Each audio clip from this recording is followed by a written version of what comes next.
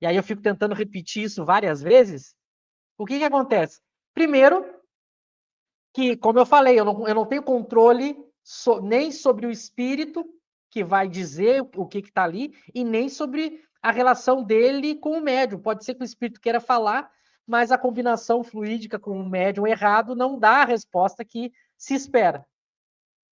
E depois que sempre vem questões do tipo, mas alguém sabia, mas sempre tem esse clima de desconfiança. Agora, quando eu tenho pessoas de todos os gêneros, todos os graus de escolaridade, todos os graus sociais, econômicos, no mundo inteiro, praticando a mediunidade através das evocações, eu ganho em número e em riqueza de provas.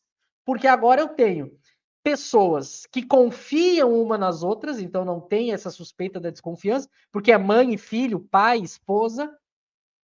Então eu diminuo o grau de desconfiança, aumento em número de fenômenos, e as provas de identidade se dão espontaneamente.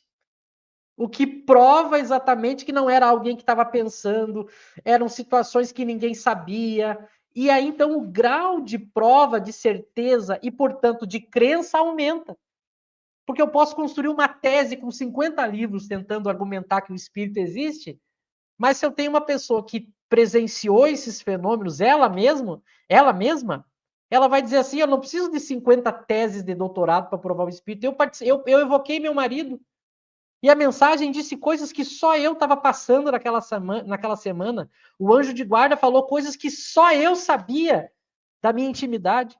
Então eu aumento em número, em confiança e em qualidade de prova. Então vejam, o método kardeciano, ele não é mais pobre, mais ingênuo, é o melhor do que a gente querer ficar levando isso para experiência desse tipo que eu citei, ou então ficar colocando TV e rádio para chiar. Porque aí acontece lá, aparece uma voz, aparece uma imagem, mas daí, mas foi interferência do aparelho, mas não sei o quê. E aí é só uma frase, é só uma palavra. Agora, quando eu tenho uma mensagem de um pai falando coisas que só o filho sabia, ou de um anjo guardião falando coisas que só eu sabia que eu precisava ouvir, que às vezes ninguém sabia, vejam que é muito mais rico a prova e a crença.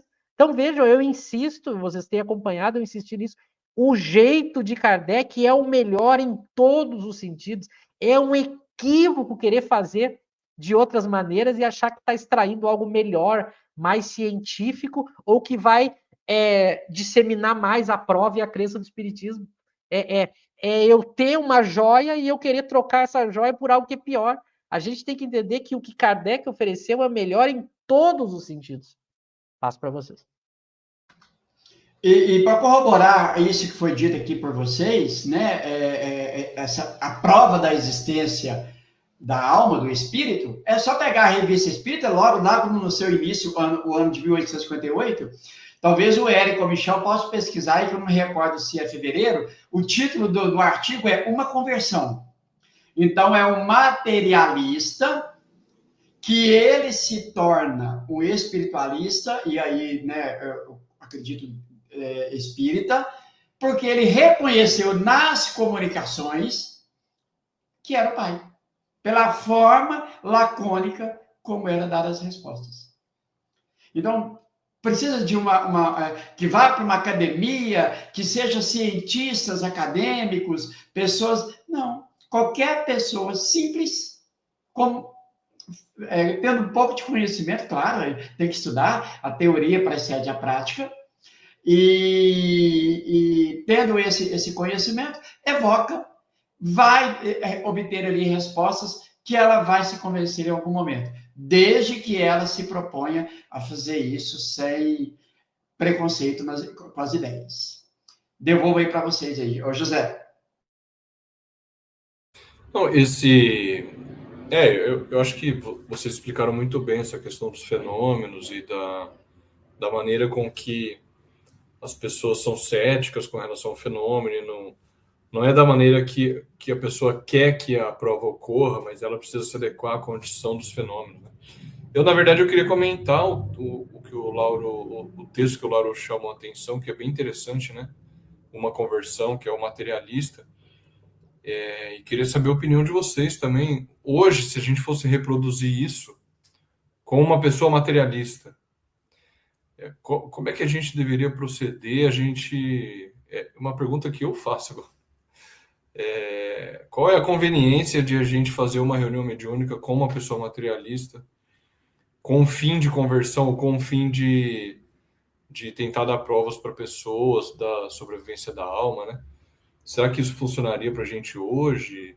Como é que seria isso na visão de vocês? Eu estou fazendo o papel de É, internauta aqui. é aquilo que Kardec fala no Livro dos Médiuns, né? Que até que o Michel estava comentando antes da gente começar sobre os tipos de materialista, né? Se for um materialista que você vê que ele é sistemático, que ele vai entrar só para causar, para zoar ali, aí não tem motivo para continuar, né? Agora, se for um materialista que seja realmente cético, no verdadeiro sentido da palavra, é a diferença entre no que é o espiritismo entre o crítico e o cético, né?